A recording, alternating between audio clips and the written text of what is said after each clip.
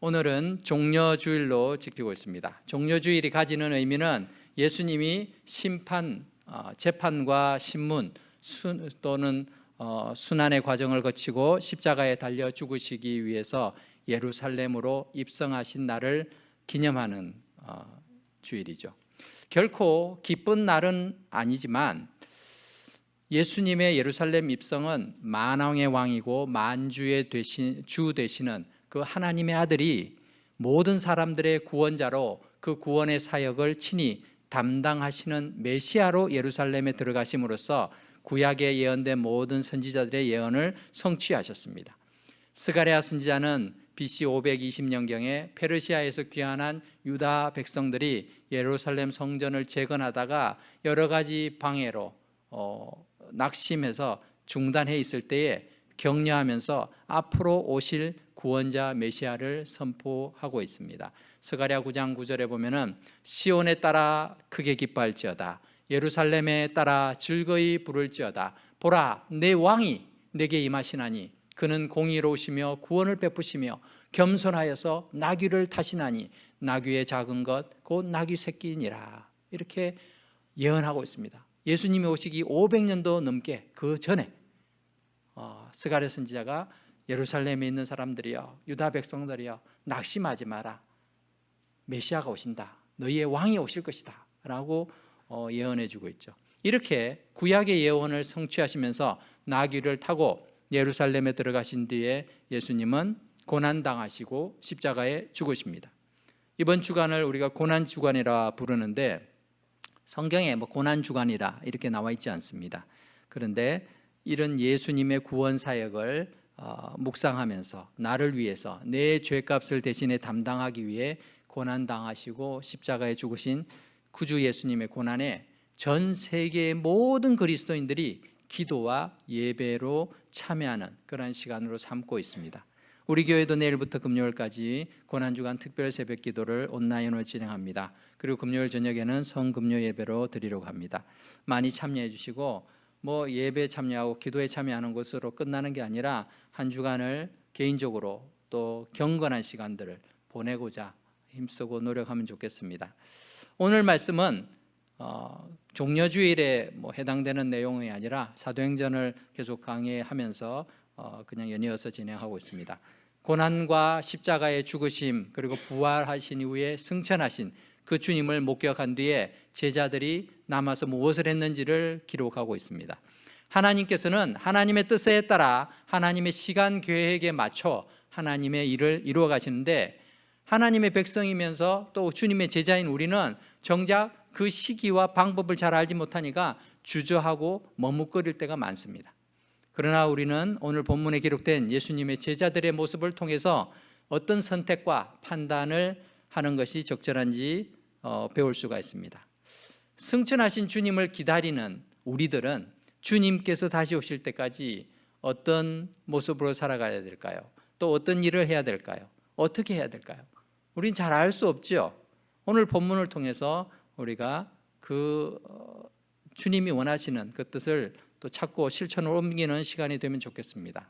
첫 번째로 주님은 우리가 주님의 말씀에 순종하기를 원하신다라는 것입니다. 예수님의 승천을 목격한 제자들은 천사들을 통해서 예수님이 다시 오신다라는 약속도 듣게 되죠. 그리고 자신들이 해야 될 바를 알게 됩니다. 그것은 주님의 명령에 이렇게 순종하는 거예요. 사도행전 1장 4절에 보면은 예수님께서 제자들에게 마지막으로 명령하신 내용이 나옵니다. 무엇이라고 말씀하셨는가 하면은 예루살렘을 떠나지 말고 내게서 들은 바 아버지께서 약속하신 것을 기다리라. 아버지께서 약속하신 것은 성령을 가리키는 거죠. 근데 제자들은요, 아버지께서 약속하신 것이 성령이다, 예수의 영이다, 보혜사다 이런 것을 누누이 들었지만 직접 경험하지 않았기 때문에 어떤 것이 잘 몰라요. 하지만 약속을 기다려야 되는 거죠. 그리고 예수님이 명확하게 말씀하셨죠. 예루살렘을 떠나지 말아라 이렇게 말씀하셨어요. 그래서 주님이 다시 오신다라는 그 천사가 해준 말씀을 믿으면서 그들이 행한 일은 예루살렘을 떠나지 말아야 되겠구나라는 것을 기억하고 주님의 명령에 순종한 것이죠. 그들은 예수님이 승천하신 감람산으로부터 예루살렘으로 돌아옵니다. 이 그 거리가 안식일에 가기 알맞은 길이다 이렇게 표현하고 있어요. 유대인들은요, 안식일 날은 이 걷는 길이도 정해져 있어요.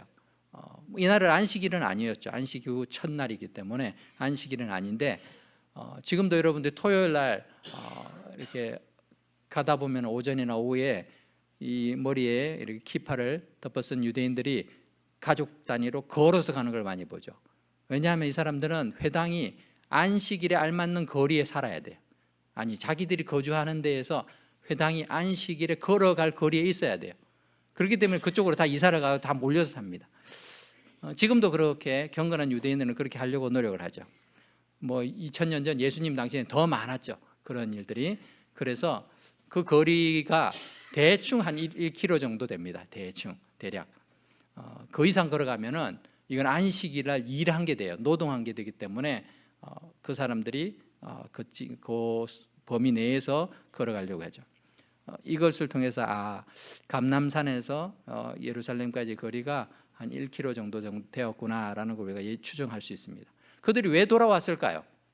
하나님 아버지께서 약속하신 것을 기다리기 위해서이다라고 한 것이죠. 하나님께서는 하나님의 영이신 성령을 모든 사람에게 부어주실 거라고 이미 오래전에 요엘 선지자를 통해서 약속하셨습니다. 요엘 2장 28절 29절에 보면은 하나님께서 이렇게 말씀하시죠. 내가 내 영을 만민에게 부어줄 것이다. 모든 사람에게 부어줄 것이다. 너희 자녀들이, 너희 늙은이들이, 너희 젊은이들이, 심지어 남종과 여종도 내 영을 부여받아서 그렇게 큰 역사들을 이렇게 말하고 볼 수 있게 될 것이다 라고 예언하고 있습니다. 하나님이 약속하신 것이죠. 이렇게 오래전에 약속하신 그 성령님을 예수님이 1장 4절 사도행전 1장 4절에서는 몇 날이 못 되어서 너희가 성령을 받아서 성령으로 세례받게 될 것이다 라고 말씀하죠. 요한복음 사도행전 1장 5절에 보면 요한은 물로 세례를 베풀었으나 너희는 몇 날이 못 되어 성령으로 세례를 받으리라 예수님께서 약속을 했어요. 자, 그 몇 날이 며칠인지를 우리가 알지 못하죠. 제자들도 마찬가지였습니다. 지나고 보니까 그게 열흘 뒤였어요. 하지만 그 시점에서는 몇 날이 몇 날인지를 알지 못하니까 이게 몇 날이 몇 년이 될 수도 있고 몇십 년이 될 수도 있잖아요. 하지만 그 말씀에 순종하고 있습니다. 그래서 그들은 그때부터 주님의 말씀을 의지하면서 하나님이 약속하신 성령을 우리가 기다려야 되는구나 라고 생각했던 것입니다. 우리에게도 성천하신 예수님께서는 동일한 약속과 함께 말씀하십니다. 예루살렘을 떠나지 말고 아버지께서 약속하신 것을 기다려라 라는 것이죠. 오늘 우리에게 예루살렘은 어디일까요? 우리가 전쟁이 한창인 그런 이스라엘에 있는 예루살렘을 가서 거기서 떠나지 말고 있어야 될 필요는 없습니다. 왜냐하면 우리는 이미 오신 성령님을 우리가 맞이하고 경험했기 때문입니다. 오늘날의 우리의 예루살렘은 주님께서 구원의 사역을 완성하시고 메시아이심을 드러내시는 그 현장이 바로 예루살렘이에요. 제자들은 그곳에 있어야지 그곳에서 주님의 구원 사역을 완성하셨고 또 메시아이심을 드러내는 것을 보았기 때문에 그 자리에서 기다렸습니다. 그리고 그곳에 교회가 세워졌죠. 그리고 그 교회가 전 세계로 퍼져나가면서 모든 교회마다 주님의 구원 사역을 선포하고 또 메시아이심을 드러내게 되었습니다. 그래서 우리의 이 자리에도 우리가 교회로 모이는 이 자리가 바로 오늘의 우리의 예루살렘과 같은 자리죠. 우리가 모여서 주님 앞에 기도하는 자리가 된 것입니다. 그러므로 우리는 함께 모여 기도하는 일에 힘쓸 때 주님이 약속하셨던 그 성령님의 임재와 충만함 그리고 성령의 능력을 경험하게 될 줄로 믿습니다. 주님의 말씀에 순종하는 삶을 살아가시기 바랍니다. 두 번째로 주님께서는 우리가 마음을 같이하여 기도하기를 원하십니다. 예루살렘으로 돌아온 제자들은 어디에 모였습니까? 예루살렘 성전이었나요? 아니었어요. 그들은 마가의 다락방으로 알려진 자신들의 숙소로 올라갔습니다. 그들이 유하는 다락방으로 올라갔다라고 13절에서 말하고 있죠. 거기서 그들이 한 일은 정말 너무 바쁘고 힘든 하루였어 이러면서 그렇게 예수님 성천하신 거 다 보고 피곤하고 하니까 쉬면서 잡담하고 밀린 사물을 처리한 것이 아니었습니다. 그들은 기도하기 시작했습니다. 14절에 보니까 마음을 같이하여 오로지 기도에 힘쓰더라 라고 말하고 있습니다. 이 다락방은 사실 기도실이 아니라 숙소였죠. 숙소. 함께 기도하기에 불편한 공간일 수도 있습니다. 많은 사람들이 같이 그냥 이렇게 마치 우리 합숙하는 것처럼 그렇게 있었던 상황이니까 참 기도하기 불편한 공간이었죠. 우리는 기도를 하려고 하다 보면은 여러 가지 환경을 먼저 따질 때가 있습니다. 기도 열심히 하기 위해서는, 기도에 집중하기 위해서는 장소가 중요해, 또 환경이 중요해, 잘 갖춰진 기도실이 필요해, 아니면 은혜로운 찬양이 울려 퍼지는 그런 환경이 필요해. 웅장한 예배당에서 예배드리고 기도하면 더 은혜스러울 것 같아, 이렇게 생각하기가 쉽습니다. 하지만 우리의 기도, 우리의 예배, 우리의 신앙생활은 장소의 문제가 아니라는 것이죠. 마음가짐이 더 중요합니다. 그래서 예수님께서는 요한복음 4장 23절에서 아버지께 참되게 예배하는 자들은 영과 진리로 예배할 때가 오나니 곧 이때라. 아버지께서는 자기에게 이렇게 예배하는 자들을 찾으시느니라 라고 말씀하죠. 수가성 여인이 우리가 어디서 예배를 드리는 게 옳습니까? 이 산, 이 그리스임산, 우리 사마리아 사람들이 성지로 생각하는 이 산에서 예배 드리는 게 맞나요? 아니면 저 예루살렘에서 드려야만 하나요? 라고 할 때 이 산도 예루살렘도 아니다. 예수님이 그렇게 말씀하셨잖아요. 하나님께서 기뻐하시는 예배는 영과 진리로 예배하는 그 사람들을 찾으시는 줄 믿습니다. 우리의 기도 역시 마찬가지입니다. 마음을 같이하여 기도에 힘쓸 때 주님께서 그 기도를 통해서 주의 약속이 우리를 통해 성취하심을 우리가 경험하게 될 수 있을 줄 믿습니다. 세 번째로 주님은 더불어 기도하기를 원하신다라는 거예요. 마가의 다락방은 원래 제자들과 예수님이 머물던 장소였습니다. 그런데 예수님이 성천하신 이후에 다시 모였을 때는 13절에 기록된 예수님의 제자들 뿐만 아니라 14절에처럼 여인들과 예수님의 가족들도 함께 모였습니다. 무엇을 말해주고 있습니까? 아니, 남자 숙소인데 왜 여자들이 들어와가지고 있지? 뭐 이렇게 생각될 수 있지 않아요? 비록 예수님의 육신의 어머니 마리아이긴 하고 또 여인들도 예수님 따라다니면서 여러 가지 참 많은 구전 일들도 하고 도움을 많이 주었지만 그래도 그 당시의 상황에서 이 여인들이 같이 있다는 게 참 어려운 상황이죠. 그런데 기도하기 위해서는 함께 모였다는 것이죠. 기도는 예수님의 12제자들, 특별한 사람들만 해야 되는 것, 이런 게 아니었습니다. 기도는 직분자들만 하는 것이 아닙니다. 우리의 교회의 상황에 적용해서 말한다면 기도는 컨시스리 회원들만 모여서 기도하는 것이 아닙니다.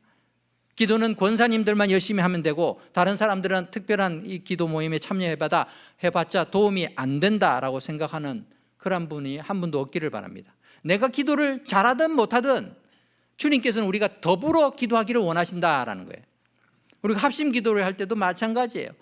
나는 가도 기도에 가도 기도할 줄도 모르는데 눈 감고 있는 게 무슨 도움이 되겠나 라고 생각될지 모르지만요, 여러분이 도움을 주기 위해서가 아니라요, 내가 도움 받기 위해서 기도하는 거예요. 그 자리에 있는 자들이 도움을 얻는 거죠. 하나님의 능력과 하나님의 은혜를 경험하게 되는 것입니다. 예루살렘의 다락방에 모인 사람들 가운데서도요, 모두가 믿음이 좋았던 게 아닙니다. 우리의 믿음은 하나님 보실 때는요 별 차이 없어요. 믿음 좋은 사람의 믿음, 나쁜 믿음이 안 좋은 사람이나 그게 도토리 키재기와 같죠. 그래도 사람들 가운데서는 저 사람 믿음이 참 좋구나, 저 사람 믿음이 하나도 없는 애, 이렇게 서로 생각하기가 쉽죠. 하지만 그럼에도 불구하고 주님께서는 우리 모두가 함께 기도의 자리에 있기를 원하신다는 거죠. 여러분, 예수님의 육신의 동생들이 있었습니다. 예수님에게 동생이 있었다니, 이게 무슨 말인지 모르시는 분들이 간혹 계시는데, 예수님은 동정녀 마리아를 통해서 요셉과의 그런 육체적 관계가 이루어지기 전에 성령으로 잉태해서 낳지만 그 후에 요셉이 마리아와랑 결혼 생활해서 자식을 많이 낳았어요. 그게 성경에도 나옵니다. 이 사람들은 정상적으로 태어난 아들들이죠. 아들과 그런 누이들이었는데, 그게 보면은 육신적 동생은 예수님을 믿지 않았어요. 우리 큰 형님 참 야망이 크시네, 정치꾼, 정체가 될 모양이다, 이렇게 생각했던 것 같아요. 그래서 예수님이 갈릴리에서 사역할 때도 이렇게 총동네에 있으면 뭐합니까? 그렇게 대의를 이루시려면 저 예루살렘 가셔야죠, 유대 지방 가셔야죠, 이렇게 말했어요. 요한복음 7장 5절에 보면은 성경에 이렇게 기록되어 있어요. 이는 그 형제들까지도 예수를 믿지 아니함이러라. 우리 형님 좀 이상해. 뭐 정치적 야망이 있는지 좀 이상해. 메시아라고 해. 하나님의 아들, 인자, 무슨 소리지? 믿지 않았습니다. 그런 자신의 그 육체적 형님이 십자가에 죽으신 것도 충격적이죠. 그런데 3일 만에 부활하시고 또 40일 후에 승천하시는 그걸 또 목격을 합니다. 그러니까 헷갈리죠. 이게 진짜인가? 그들이 그 모습을 보았다고 해서 믿음이 금방 생기는 게 아닙니다. 믿음이라는 게 우리가 기적을 보면 믿는다라고 생각하지만요, 안 믿겨져요. 안 믿습니다. 어떻게든 우연히 여러 가지 합리적인 근거를 세우죠. 그런데도 이들이 함께 기도했다는 게 놀랍지요. 다락방에 가서 예수의 형제들과 어머니 마리아와 여인들과 함께 기도합니다.